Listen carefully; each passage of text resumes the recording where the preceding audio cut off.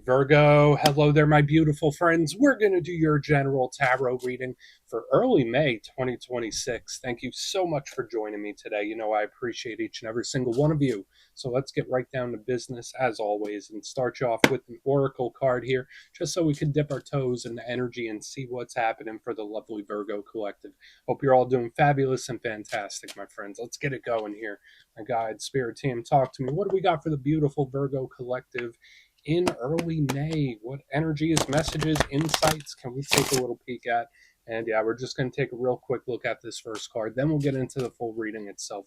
At the very end, I'll pull you a bonus card from the Shadowland Tarot just to see what might be in the shadows or what shadow work you can lean into, which is always interesting. But let's get it going here. Let's rock and see what we got for Virgo in early May. What's the vibe? What's the energy? Let's get this card out nice and quick for my good friends. Okay, cool. All right, so I really like this approach because we have this beautiful energy, this beautiful card that does seem balanced. Now, of course, as with any card, there's like two sides to the coin, but with all this imagery, this balanced type of imagery, it's actually pretty pleasing to me. Now, before we fully dive into that, if you're new here, I'll be speaking about the May subscriber surprise towards the end, so you might want to check that out. And also, if you could kindly illuminate that like button by tapping it right on its third eye, I'd greatly appreciate it. But enough of the promo, back into the reading. Let's talk about this. So if we look at the beautiful imagery of this card, it's a unique one. We have this individual with the Libra symbol right there. He's got a yin yang on the chest, and he's kind of in a pose that's similar to the Two of Pentacles. And the big archetypes and themes of these energies are balance, duality, harmony. So first and foremost, this actually looks pretty good. So for some Virgos, either there's something you might be approaching with a nice level-headedness. Certain things, certain situations could be coming into a state of balance. Now, on the inverse, just like with the yin yang, there's always a balance, right? There's always a ripple effect. So in this time, maybe you're dealing with a ripple effect of some kind. Maybe things are the total opposite of balance and you're starting to try to get it there. That's very possible when this is in the mix.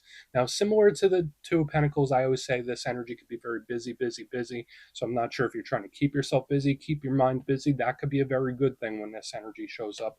But I initially love the harmonious, balanced aspect of it. So hopefully this is some sort of improvement or a way you might be approaching something, which is pretty good to me. But yeah, if things are the opposite of balance, then this could be good for the future. So we're just going to let him chill right there.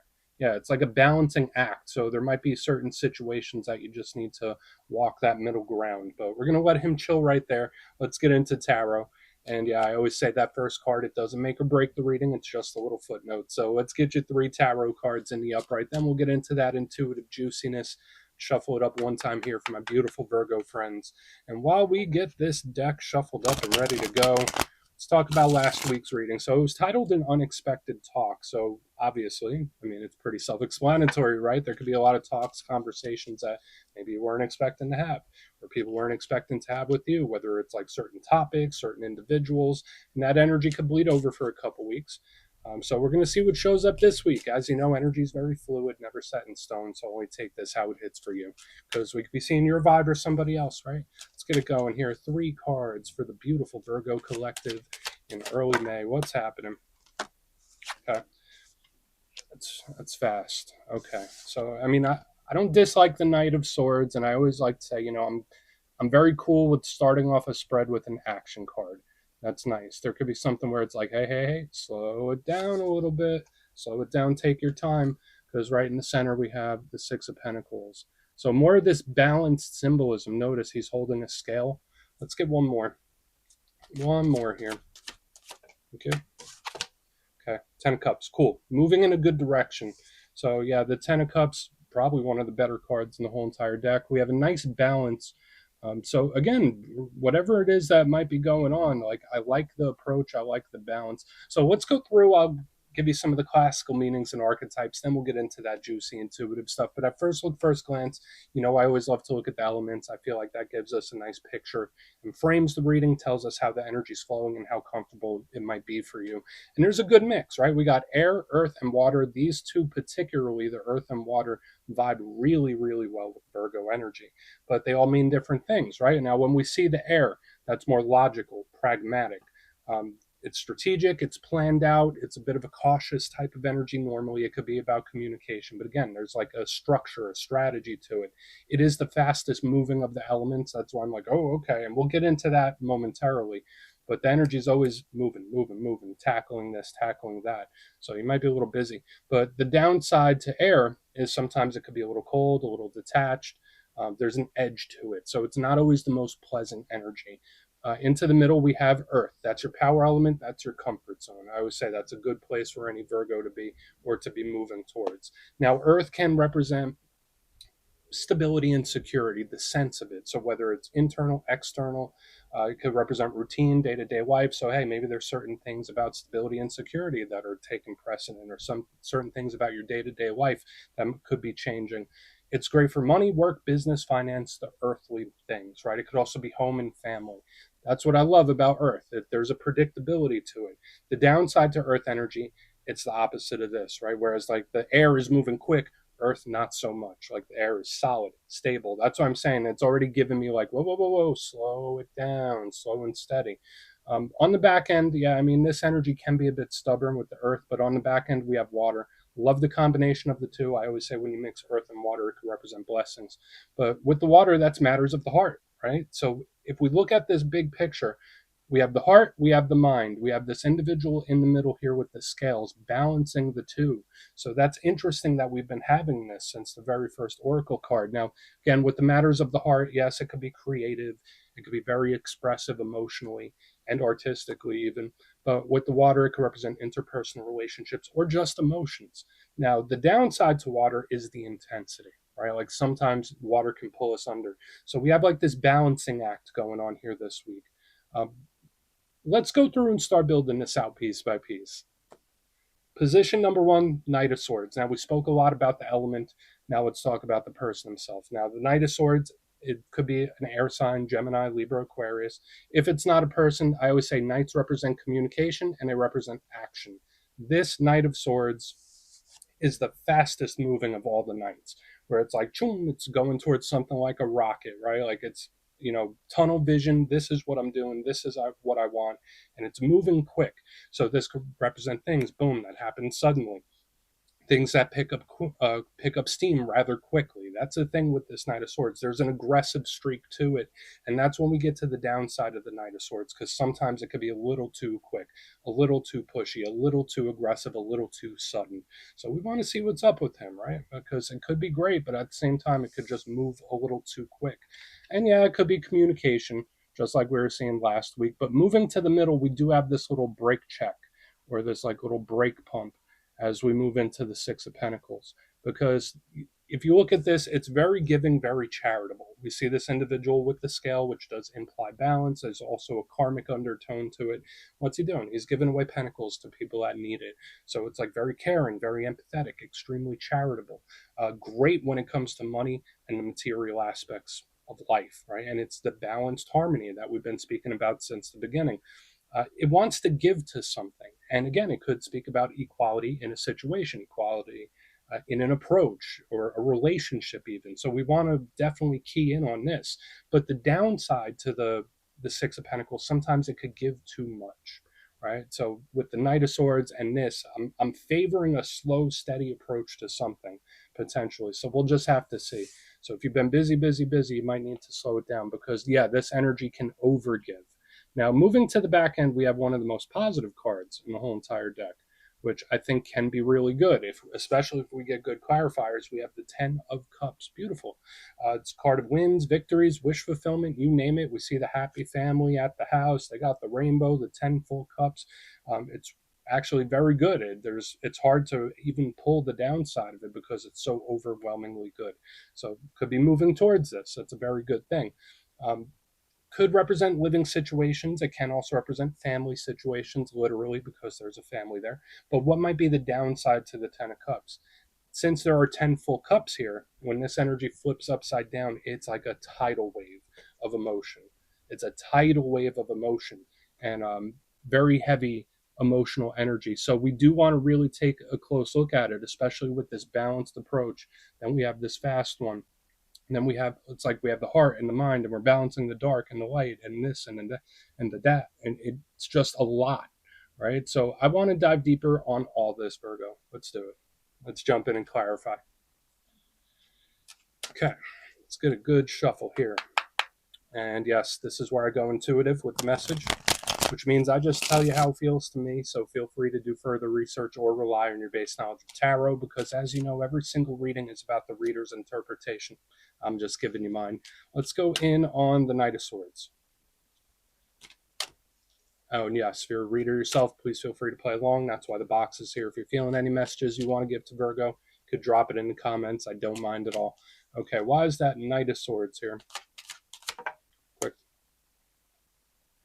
Yeah, it's just super, super quick. This is like an act first, ask questions later type of approach. So, like a lot of these themes we're already seeing are still starting to emerge. Now, we have the Seven of Wands in reverse. Normally, this is an energy where it's like, hey, the more confrontational or the quicker you move, the more difficult it might be. I don't know why it's showing up in that kind of way. The Seven of Wands is normally a very determined card, right? It's like, I'm going to do this, me against the world. Sometimes it could also represent problems. Um, in the upright, yeah, there is that forward push, but in reverse, sometimes it could represent giving up. So, like Knight of Swords and the Seven of Wands in reverse, it's like, screw it, this is too much. So there could be a variety of certain situations where you're like, this is just too much. Like, why even try? Why even bother? Not saying you're all going to do that, but that could be an energy that somebody's in, where it's like, is the juice worth the squeeze, right? Or there's too much resistance. Now, it does also have this very sudden, aggressive approach. So I'm not sure whether this is the actions that someone's taking. Could it be a conversation? We'll see as we move through the rest of the reading. Um, so it's like extreme. That's what I want to say. It's like very sudden, very rapid, very extreme. So I want to make sure as we move through the reading that either it calms down, because I do have this vibe of like, act first, ask questions later. It's just like very sudden action of some kind. And you're not the only one this week that I've been seeing it, and seen it in a lot of signs, particularly this week, of a more impulsive, more aggressive approach from a lot of different zodiac signs. So again, maybe this is someone else's energy. But we're going to go in on the Six of Pentacles, just very quick, very quick. It's like it's got a fire under its butt. But let's see what's up with the Six of Pentacles. So why is that here? Thank you. Digest something. And I don't know if I'm speaking literally or figuratively. I mean, if it is literally, hopefully you're not having digestive issues. I know that's super hyper specific, but yeah, the Eight of Swords is like stressed, anxious, nervous. It feels a little trapped, like between a rock and a hard place. So yeah, this could absolutely represent a important or serious situation or a problem, and I think I've seen that for you in recent weeks.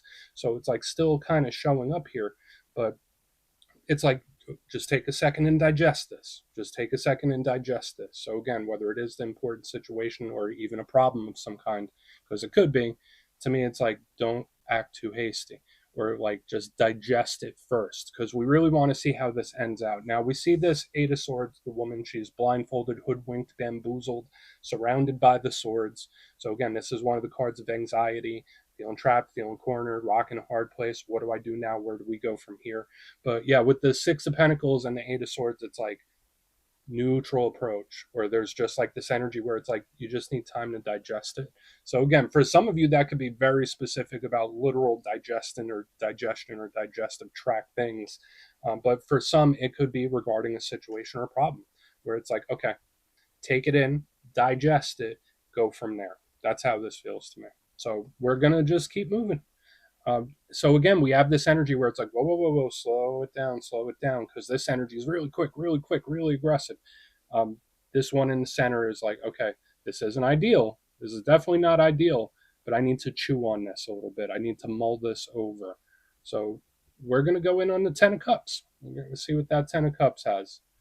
And then we'll do a quick little recap. Hopefully that's a nice ending we got coming up.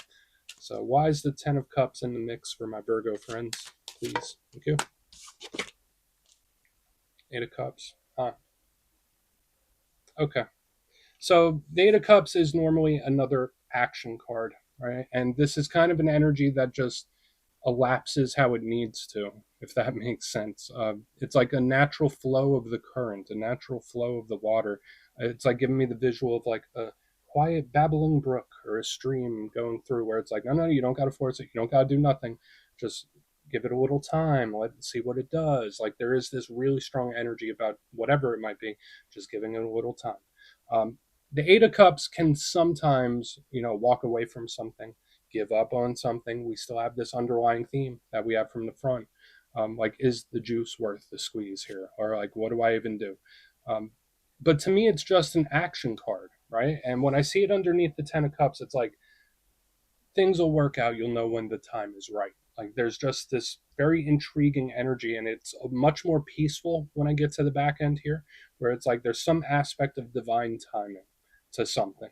Okay, I know a lot of Virgos are going through a lot of different things, but Ten of Cups, Eight of Cups, it's like there will be like divine inspiration, divine timing, and things will just work how they need to work, where it's like you shouldn't have to force it, just kind of let it elapse a little bit.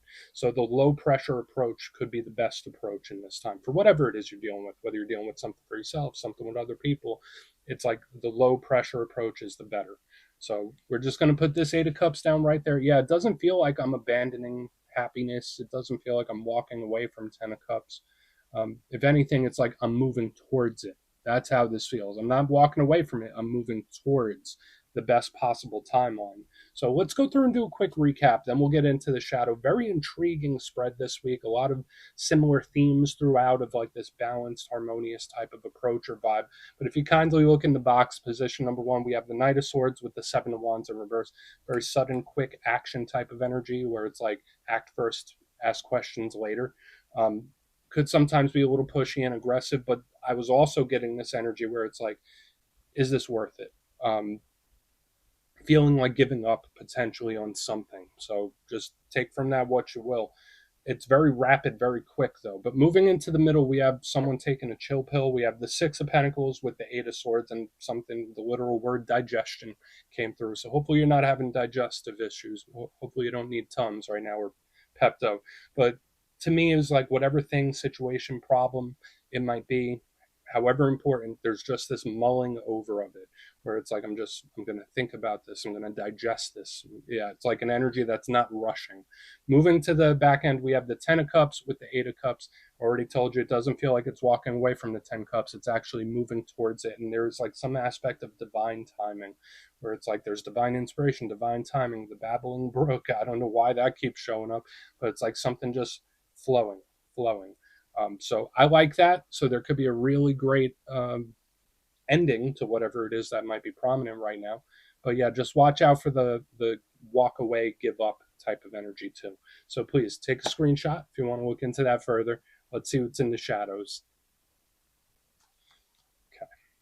And yeah, I always like to pull a shadow card at the very end, just to see whether it's something within you or something you don't quite see. Shadow cards don't always have to be a challenge. They could be a good thing too.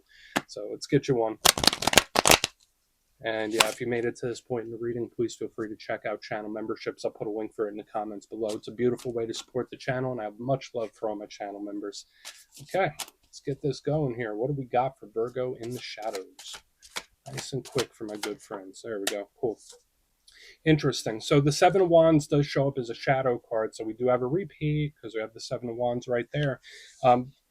Again, the positives of the Seven of Wands is that it's usually a very determined forward movement, forward push type of energy. But again, we need to watch out for the shadow side of it, because the shadow side of the Seven of Wands can be extremely combative. It could be an energy that's like me against the world, fight, fight, fight, fight, fight. And hey, there's nothing wrong with determination. I'm a big believer in it. But at the same time, it's like there's this energy that's like, just chill for a minute. Again, I'm not trying to minimize anything anyone's going through, but the Seven of Wands can be extremely aggressive and combative. So in its best sense, this could be a check of your determination and willpower. In the worst case scenario, this could be someone that's just a little too pushy, a little too aggressive, or they're taking too aggressive of an approach. That's another thing. Like, it doesn't all have to be solved or figured out in one day when this energy shows. So we're going to put the Seven of Wands down right there, my good friends. Yeah, the rock in a hard place too. But we're going to let that chill. That's what I got for you this week. Don't click away just yet, though. I'm going to give you the details of the May subscriber surprise. If you would like further insight on your situation or you'd like to have a chat with me, you can book a personal session at my website, mastermetaphysics.com. My May calendar is up and the spots go quick, so you might want to check it out. But for the May subscriber surprise, we're doing another winner's choice. I will choose 3 lucky subscribers to win either a copy of the Tarot of the Owls, beautiful deck, and it's really nice, or 3 custom made pendants from my website, mastermetaphysics.com. So if you'd like to get your name in for that, it's 2 simple things, as always, my friends. First, you must be subscribed. And second, let me know down in the comments, out of the cards that showed up in this week's reading, which one caught your attention most or resonated with you most. You'll be entered to win, and at the end of the month, the winners will be announced in the posts tab. My friends, much love, and I'll talk to you soon.